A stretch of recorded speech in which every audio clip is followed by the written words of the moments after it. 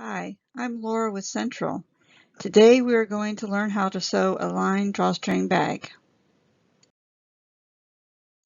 Here's what you will need to make your bag.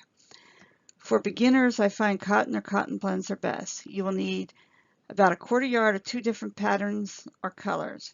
You can also use fabric scraps if you have some, or you can even use fat quarters.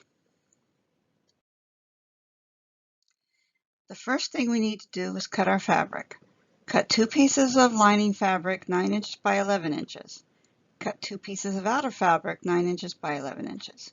If you are using fat quarters, cut each fat quarter in half, then cut each half in half again.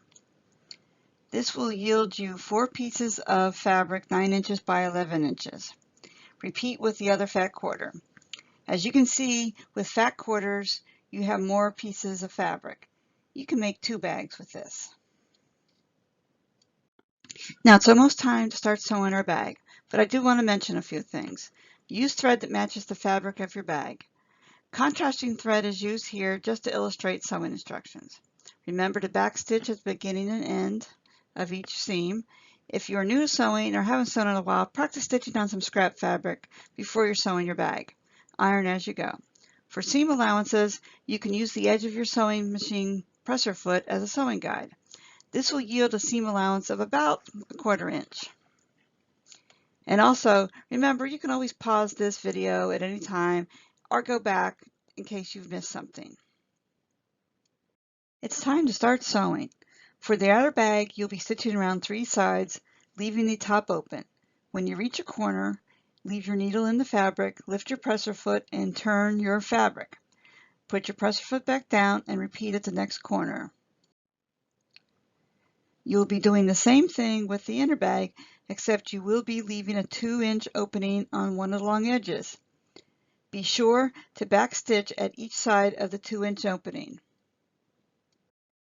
The next step is to turn the outer bag inside out so that the raw edges of the fabric are now inside the bag. Push out the corners. Leave the inner bag as is. Now it's time to insert the outer bag into the inner lining bag. Match the side seams and edges. Pin or clip. The right side of both bags will be facing each other for the next step. For this next step, you're going to use your presser foot as a guide. Start at one of the side seams and sew around the top of the bag. Don't forget to backstitch at the beginning and end. Now it's time to pull the outer bag fabric through the opening on the side of the lining inner bag fabric. When that is complete, iron your piece, and then you need to stitch that hole that was left in the inner bag. So close to the edge. You can see the picture here on the side with the arrow. When you finish sewing the side seam of the inner bag, you can tuck the inner bag into the outer bag. Go ahead and iron the bag now so that it is smooth and that the upper edges are even. The inner bag is now inside the outer bag, and it's time to top stitch around the upper edge of the bag. This top stitching will be close to the edge, as you can see by the photo on the left. For the next step, in which a casing is sewn, you can use a strip of 1-inch wide masking tape on your machine as a seam guide. Now it's time to sew the casing. 1 inch from the top, sew around the bag.